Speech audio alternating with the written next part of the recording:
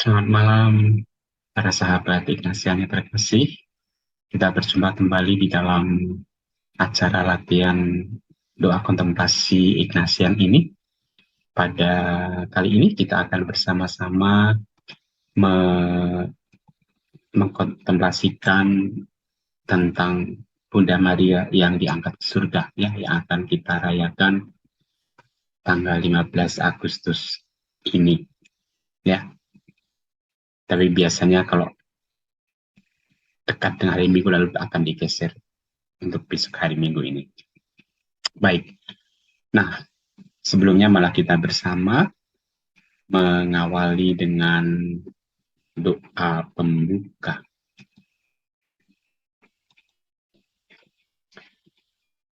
Marilah berdoa dalam nama Bapa dan Putra dan Roh Kudus. Amin. Allah Bapa yang penuh kasih, kami bersyukur atas segala rahmat-Mu. Kami bersyukur atas kasih-Mu, penyertaan-Mu sampai saat ini.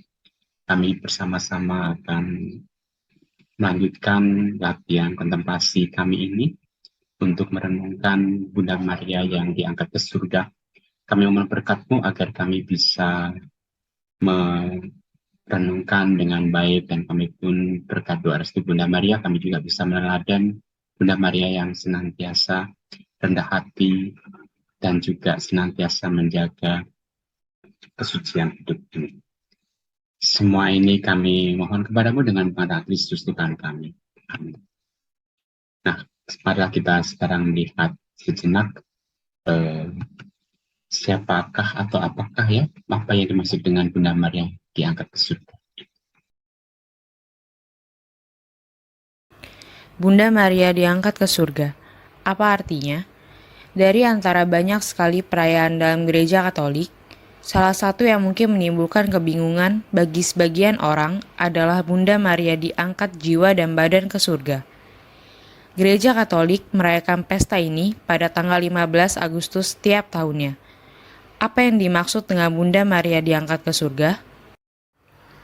Menurut Katekismus Gereja Katolik atau KGK, perayaan Bunda Maria diangkat ke surga mengacu pada peristiwa yang terjadi di akhir kehidupan perawan Maria. Mari kita baca KGK artikel 966 berikut.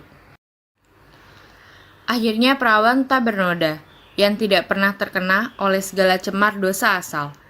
Sesudah menyelesaikan perjalanan hidupnya di dunia, telah diangkat memasuki kemuliaan di surga secara utuh tubuh dan jiwanya. Bunda Maria telah ditinggikan oleh Tuhan sebagai Ratu alam semesta, supaya secara lebih penuh menyerupai putranya, Tuan di atas segala Tuan, yang telah mengalahkan dosa dan maut.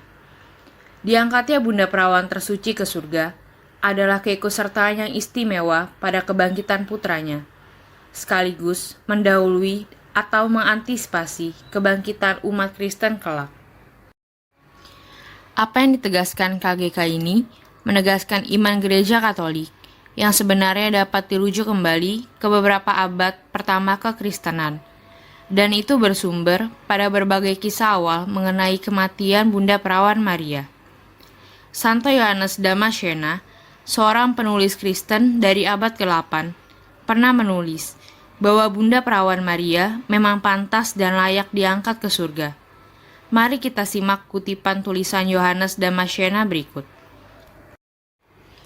Sudah sepantasnya dia, yang telah menjaga keperawanannya tetap utuh saat melahirkan, harus menjaga tubuhnya sendiri, bebas dari segala kerusakan, bahkan setelah kematian. Sudah sepantasnya dia, yang telah menggendong Sang Pencipta sebagai seorang anak di dadanya, harus tinggal dalam puri ilahi. Sudah sepatutnya pasangan yang Bapa ambil untuk dirinya sendiri, harus tinggal di dalam puri-puri ilahi. Sungguh tepat bahwa dia, yang telah menyaksikan penderitaan putranya di atas kayu salib, dan yang dengan demikian telah menerima ke dalam hatinya pedang kesedihan yang telah dia hindari dalam tindakan melahirkannya, harus memandangnya ketika dia duduk bersama Bapa. Sudah sepatutnya Bunda Allah memiliki apa yang menjadi milik putranya, dan bahwa ia harus dihormati oleh setiap makhluk sebagai bunda dan sebagai hamba Allah. Perhatikan bahwa apa yang diajarkan oleh Katekismus Gereja Katolik mengenai Bunda Maria diangkat jiwa dan badan ke surga, merujuk pada ajaran Santo Yohanes Damascena. Dan itulah makna perayaan ini, yakni 1. Bunda Maria mencapai kemuliaan karena kesucian hidupnya. Bunda Maria yang terbebas dari dosa asal, tidak mungkin mati dan hancur tubuhnya dalam alam kematian sama seperti manusia pada umumnya. 2. Bunda Maria ditinggikan untuk menjadi ratu dari alam semesta, supaya seluruh alam semesta bisa menyerupai kesempurnaan putranya. 3. Peristiwa itu mendahului peristiwa kebangkitan dan kemuliaan yang akan dialami oleh seluruh umat Kristen yang percaya pada putranya. Sementara itu, Paus Pius XII membuatnya lebih rinci dalam konstitusi apostoliknya. Munificentissimus Deus.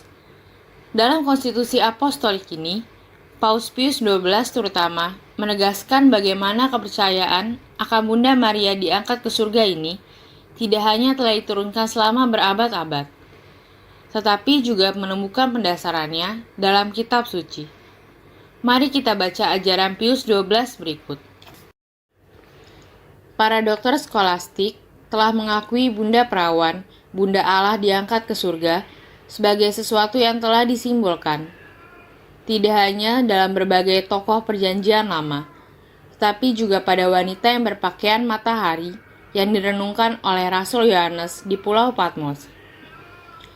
Demikian pula mereka telah memberikan perhatian khusus pada kata-kata perjanjian baru berikut. Salam, penuh rahmat, Tuhan sertamu. Terpujilah engkau di antara wanita. Karena mereka telah melihat dalam misteri Bunda Maria diangkat ke surga, penggenapan dari rahmat yang paling sempurna yang diberikan kepada perawan terberkati dan berkat khusus yang mengalahkan kutukan Hawa. Rekan-rekan, Bunda Maria diangkat ke surga adalah perayaan kuno yang menghormati perawan Maria dan perannya dalam sejarah keselamatan dan tujuan kekal yang telah disiapkan untuknya oleh putranya sendiri, Yesus Kristus. Tuhan memberkati kita semua. Amin.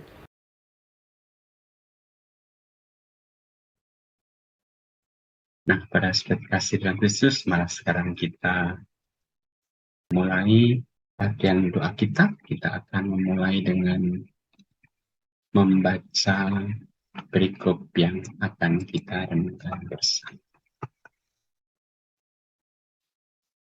Perikop dari Injil Lukas bab 1 ayat 49-46, Maria dan Elizabeth.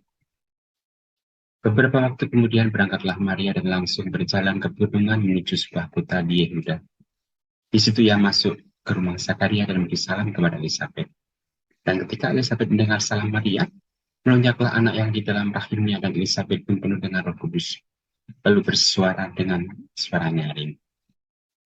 Diberkatilah engkau di antara semua perempuan dan diberkatilah buah rahimmu. Siapakah aku ini sampai ibu Tuhanku datang mengunjungi aku? Sebab sungguhnya ketika salammu sampai pada telingaku, anak yang di dalam rahimku melonjak kegirangan. Dan berbagailah ia yang telah percaya sebab apa yang dikatakan kepadanya dari Tuhan akan terlaksana. Lalu kata Maria, jiwaku memuliakan Tuhan, sebab ia memperhatikan daku hambanya yang hina ini. Sesungguhnya mulai dari sekarang segala keturunan akan menyebut aku berbahagia, karena Yang Maha Kuasa telah melakukan perbuatan besar kepadaku dan namanya adalah Kudus. Dan rahmatnya turun-temurun atas orang yang takut akan Dia. Ia memperlihatkan kuasanya dengan kekuatan tangannya dan mencelebrekan orang-orang yang congkak hatinya. Ia menurunkan orang-orang yang berkuasa dari tahtanya dan meninggikan orang-orang yang rendah. Ia melimpahkan segala yang baik kepada orang yang lapar dan menyuruh orang yang kaya pergi dengan tangan hampa. Ia menolong Israel hambanya karena ia mengingat rahmatnya, seperti yang dijanjikannya kepada nenek moyang kita, kepada Abraham dan keturunannya untuk selama-lamanya. Dan Maria tinggal kira-kira 3 bulan lamanya bersama dengan Elizabeth, lalu pulang kembali ke rumah. Sekarang malah kita bersama melihat videonya.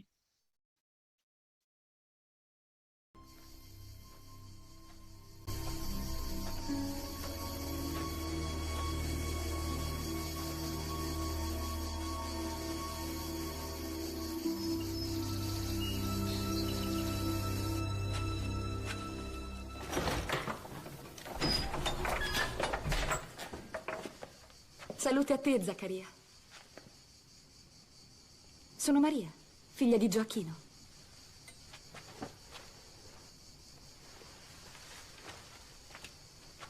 Come stai? Sono tanti anni che non ci vediamo.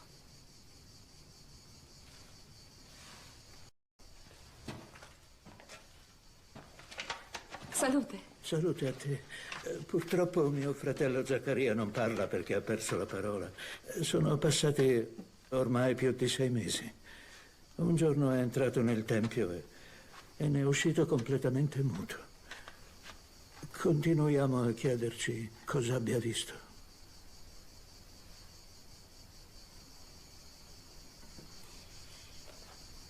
E Elisabetta? Elisabetta? Salute a te, Elisabetta.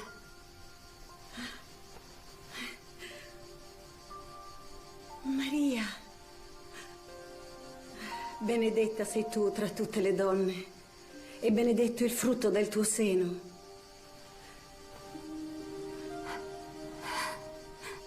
A cosa devo che la madre del mio Signore venga a me? Appena mi è giunta all'orecchio il suono del tuo saluto, il bambino mi è sobbalzato nel ventre per la gioia.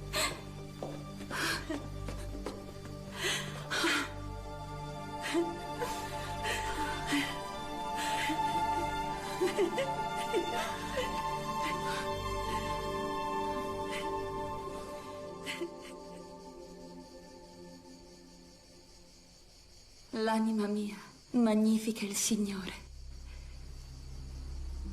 E il mio spirito esulta in Dio, mio Salvatore.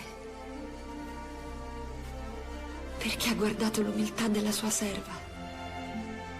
D'ora in poi tutte le generazioni mi chiameranno beata. Grandi cose ha fatto in me l'Onnipotente. E santo è il suo nome. Di generazione in generazione la sua misericordia si stende su quelli che lo temono.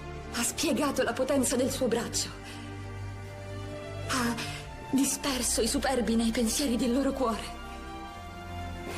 Ha rovesciato i potenti dai troni. Ha innalzato gli umili. Ha ricolmato di beni gli affamati. Ha rimandato i ricchi a mani vuote. Ha soccorso Israele, suo servo, ricordandosi della sua misericordia, come aveva promesso ai nostri padri, ad Abramo e alla sua discendenza, per sempre.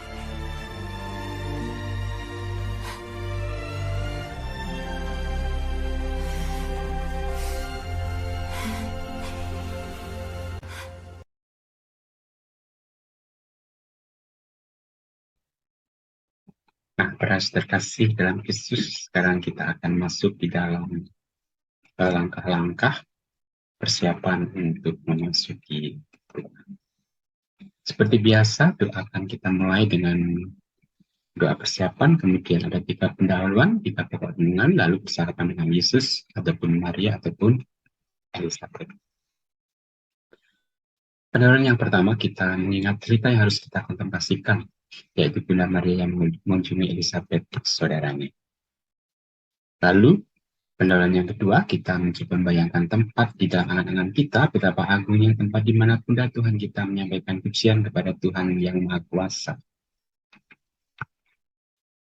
Lalu, pendahuluan yang ketiga, kita mohon rahmat yang kita butuhkan, yaitu pengertian mendalam tentang Tuhan yang telah menjadi manusia, begitu, agar aku bisa lebih mencintai dan juga mengikutinya, lebih dekat melalui ketekunan iman kita dan juga ketekunan kita dalam doa, terutama doa rosario setiap harinya. Nah, pokok yang pertama yang kita renungkan, kita merenungkan bagaimana Bunda Maria mengunjungi Elizabeth, ya. Santo Yohanes Baptis di dalam kandungan Elizabeth tahu akan kunjungan Ibu Maria. Ketika Elizabeth mendengar salam dari Ratu kita, Ibu Maria, maka bayi dalam kandungannya melonjak kegirangan dan Elizabeth pun terpenuhi dengan Roh Kudus dan berseru dengan suara nyaring, "Terpujilah engkau di antara wanita dan terpujilah buah tubuhmu." Kita refleksikan, kita ambil buah rohaninya, bagaimana perjumpaan Maria dengan Elizabeth membawa sukacita kehadiran Roh Kudus. Kita juga merenungkan, kita juga berharap semoga kehadiran kita pun juga bisa memberikan sukacita bagi orang lain. Lalu pokok doa yang kita renungkan, Ibu Maria lalu menyanyikan kidung, jiwaku memuliakan Tuhan. Ya, kidung yang sangat bagus. Kita refleksikan, kita ambil buah rohaninya. Bagaimana Bunda Maria merasakan Allah yang senantiasa menyertai dia, yang berkarya untuk umatnya, untuk seluruh bangsa. Lalu pokok renungan yang ketiga, itu Maria tinggal bersama dengan Elizabeth 3 bulan, membantu Elizabeth sampai kelahiran Yohanes Pembaptis, kemudian pulang ke rumahnya. Kita refleksikan, kita ambil buah rohaninya, bagaimana Elizabeth yang sedang mengandung dibantu oleh Bunda Maria, ya. Kita merenungkan bagaimana kita bisa meneladani Bunda Maria yang juga senantiasa rela membantu sesama. Semoga kita juga bisa demikian. Lalu jangan lupa percakapan dengan Yesus ataupun dengan Maria atau Elizabeth ataupun dengan Yohanes Pembaptis, ya. Baik. Sekarang kita akan memulai latihan kontemplasi kita.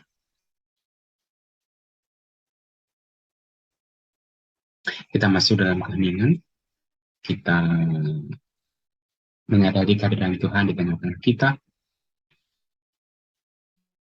dan kita pun mencoba menyadari pernapasan kita, menyadari tubuh kita, menyadari suara-suara sekitar, sampai kita sungguh merasa tenang, hening, dan kita merasakan juga kehadiran Tuhan di tengah kita. Ya Allah Tuhan Maha Kudus yang amat pantas disembah, lihatlah aku bersujud di hadapan untuk menyatakan baktiku kepadamu Allah yang Maha Agung. Persembahkan kepadamu segala gagasan, keinginan, dan keputusan-keputusan aku selama waktu ini. Tidak pantaslah aku ini ya Tuhan, aku menerima terang dan pertolongan baru, karena aku telah menyalahgunakan anugerah-anugerah-Mu. Tapi aku datang kepadamu menyerah berat-berat seperti kepada seorang ayah yang mengabaikan mengharapmu. Dan demi jasa-jasa Yesus Kristus menebusku lewat Santa Peran Maria Bundaku, serta sekalian orang kudus pelindungku, aku mohon, sudah Engkau menganugerahkan rahmat-Mu agar aku dapat mencari-Mu dengan sepenuh hati, dengan rendah hati dan sedia memberi tanpa kecuali. Amin.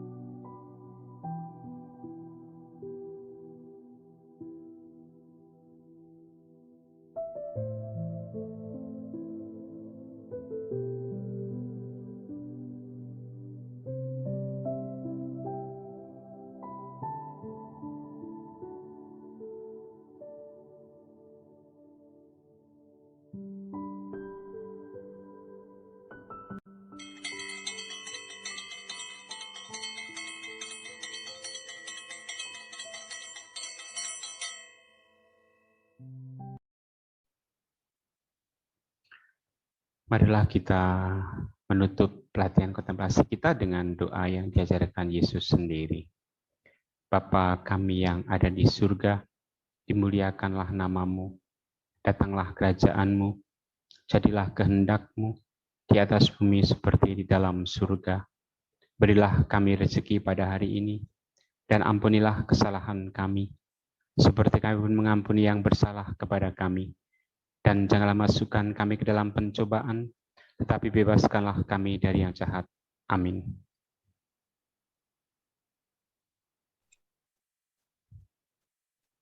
Nah, para terkasih dalam Kristus, bagaimana latihan kita ini tadi? Semoga kita sungguh bisa bersukacita ya bersama dengan Bunda Maria, dipenuhi dengan Roh Kudus, bersukacita dengan Ibu Maria, Ibu Elizabeth, Yohanes Baptis, karena kehadiran Yesus di tengah kita. Nah, untuk bulan Agustus ini ada beberapa peringatan. Kita lihat sejenak. Tanggal 1 Agustus yang lalu kita memperingati Santo Alfonso Maria de Liguori. Ya. Hidup abad yang ke-17-18, berasal dari Napoli. Dia adalah seorang khotbah, penulis buku, dan juga pendiri kongregasi Romo-Romo Redemptoris di SSR. Ya. Okay. Kemudian tanggal 2 Agustus kita memperingati Santo Vitus Faber. Ya. Ini berasal dari Prancis. Hidup abad 16. Dia adalah sahabat dari Santo Ignatius Loyola. Ya. Dia seorang penginjil, pemberi latihan rohani, pendidik sekaligus bersama Santo Ignatius Loyola dan juga Franciscus Xavier. Kemudian tanggal 2 Agustus kita juga memperingati Santo Eusebius dari Vercelli, ya. Hidup sekitar abad 3 dan 4, ya, berasal dari Sardinia, Italia. Dia adalah uskup pertama Vercelli. Kemudian tanggal 4 Agustus kita memperingati Santo Yohanes Maria. Ya. Ini adalah seorang yang imam yang rendah hati, ya, meskipun di dalam studi teologi dia tidak cemerlang, tapi dia seorang imam yang rendah hati dan juga penuh perhatian pada orang lain. Banyak orang datang kepadanya untuk mengaku dosa. Ya. Dia hidup abad ke-18-19 ya di Ars, Prancis. Kemudian 6 Agustus kita memperingati pesta Yesus menampakkan kemuliaan di Gunung Tabor. Ya. Kita diajak untuk bersama dengan Petrus, Yohanes, dan Yakobus itu mengalami sukacita karena melihat kemuliaan Yesus sendiri. Kemudian tanggal 7 Agustus kita memperingati Santo Paus Sixtus yang kedua, hidup abad yang ketiga, berasal dari Roma, Italia. Dia menjadi martir dan meneguhkan umat Kristiani ketika masa pengejaran Kaisar Valerian. Tanggal 8 Agustus itu kita memperingati Santo Dominikus, ya. Ini hidup pada abad yang ke-12-13, ya. Berasal dari Calarica Burgos, Spanyol. Ya. Wafatnya di Italia, Bologna. Beliau adalah pendiri Ordo Dominican, ya, OP. Banyak pengikutnya, menggabungkan curah hidup kontemplatif dan juga kehidupan yang aktif. Mewartakan Injil di luar biara, kerja tangan untuk menikmati hidup, belajar, dan lain-lain. Kemudian tanggal 9 Agustus kita memperingati Santa Teresia Benedicta dari Salib. Hidup pada abad yang ke-19 dan 20, ya. Berasal dari Breslau, Rusia, Jerman. Ya, sekarang Polandia. Wafatnya 9 Agustus 1942. Dia adalah seorang doktor, teologi, pengajar, penulis buku kehidupan sebuah keluarga Yahudi. Beliau itu Edith Stein, ya, seorang dokter filsafat yang kemudian wafat di Auschwitz. Lalu tanggal 10 Agustus kita memperingati Santo Laurentius, lahir sekitar tahun 1225 abad yang ketiga, berasal dari Spanyol. Dia seorang martir. Kemudian tanggal 11 Agustus kita memperingati Santa Clara dari Assisi, lahir pada abad yang ke-12, 13 ya. Berasal dari Assisi, ini adalah sahabatnya Santo Franciscus Assisi. Dia kemudian menjadi pemimpin biara Claris ya, pendiri Claris, mengikut Santo Franciscus Assisi. Kemudian tanggal 15 Agustus, untuk tahun ini kita rayakan besok 14 Agustus, kita merayakan Santa Pramaria diangkat ke surga, yang tadi sudah kita kontemplasikan bersama. Kita mohon doa restu Bunda Maria supaya kita juga bisa hidup kudus seperti Bunda Maria. Dan Bunda Maria menjadi harapan kita untuk hidup kekal. Tanggal 16 Agustus kita memperingati Santo Stefanus dari Hungaria, lahir tahun 969, abad yang ke-10, berasal dari Hungaria. Wafat 15 Agustus 38 di Hungaria juga. Beliau adalah raja yang lemah lembut serta penuh dengan belas kasih. 17 Agustus tentu kita merayakan kemerdekaan negara kita. Kita doakan supaya bangsa kita, negara kita semakin maju. Lalu 18 Agustus kita memperingati Santo Alberto Hurtado dari Chile, ya, lahir ya 1901, wafatnya 1952. Dia adalah pastor Yesuit, imam Yesuit, pekerja sosial, penulis, pendiri gerakan Olga de Cristo, profesor agama, mengajar di Pontificia Universidad Católica di Chile. Kemudian tanggal 20 Agustus kita memperingati Santo Bernardus Abbas, ini beruntung saya. Nah, lahir itu tahun 1090 dari Fontaine-le-Dijon, Prancis. Wafatnya 1153 di biara Clairvaux, Ville-sur-la-Verte, Obi, Prancis. Beliau adalah seorang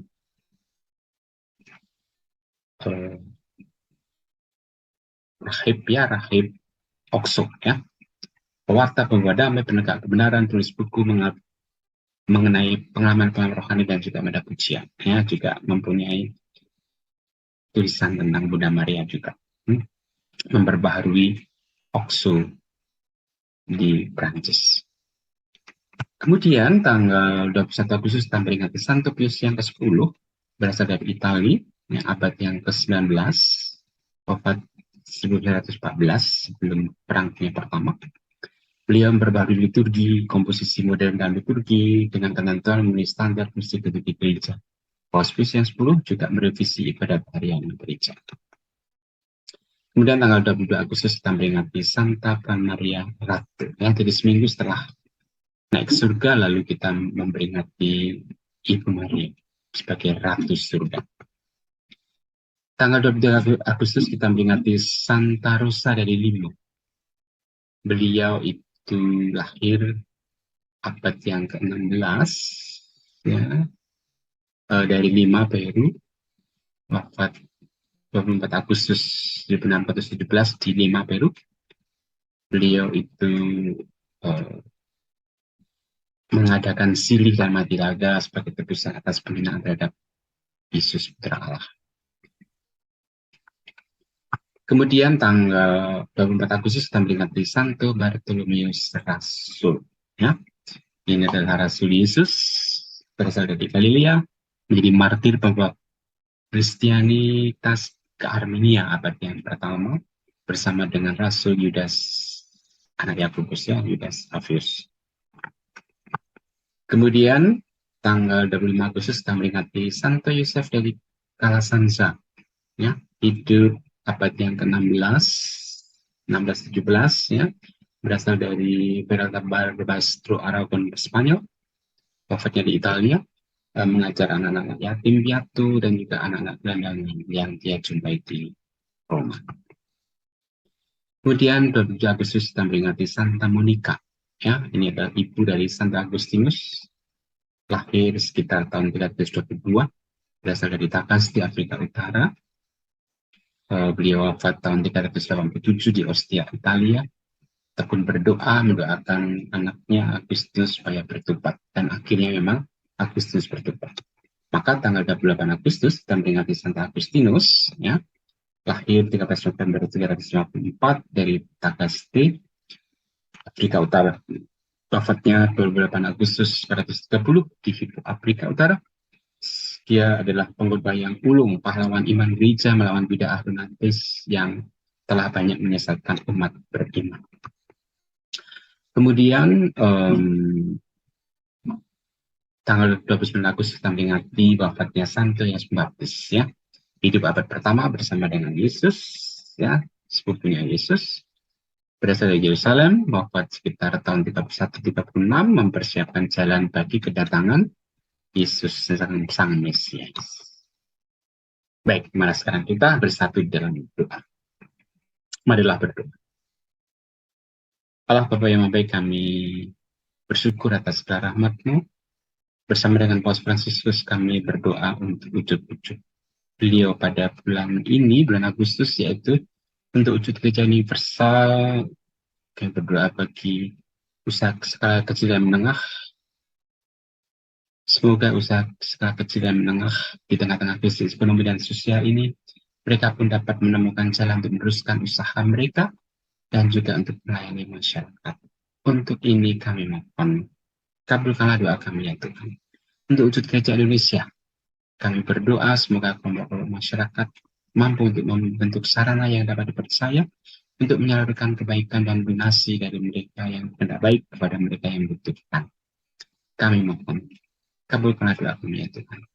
Untuk wujud khusus kami mohon, sucikanlah martabat kami sekeluarga dalam meresapi Alkitab, kitab suci yang Kau wariskan kepada kami melalui Abraham, Ishak, dan Yakub, sehingga kami pun semakin menghidupi kitab suci dalam hidup kami sehari-hari. Kami mohon, kabulkanlah doa kami ya Tuhan. Kami juga berdoa untuk bangsa kami yang akan merayakan ulang tahun kemerdekaan ke-77. Semoga berkat melimpah bagi bangsa kami, negara kami, sehingga bangsa kami bisa terlepas dari segala macam tantangan, rintangan, bisa bersatu, rukun, damai, dan mewujudkan masyarakat yang adil dan makmur. Dan semoga kami semua bisa saling mendukung, saling menolong satu sama lain untuk membantu bangsa yang besar keluar dari krisis pandemi ini. Kami mohon, kabulkanlah doa kami ya Tuhan. Kita doakan doa-doa pribadi kita.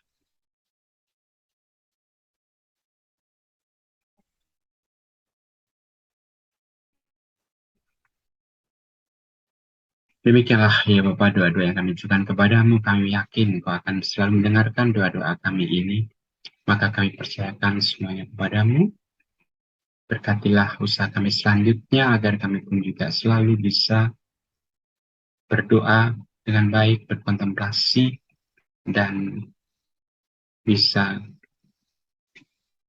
merasakan dan juga menerima rahmat yang Kau tawarkan melalui doa-doa kami selanjutnya.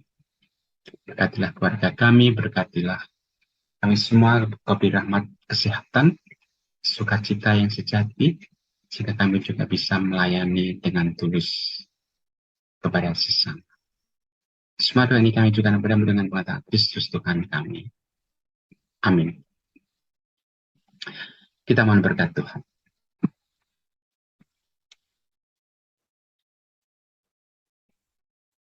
Tuhan bersamamu.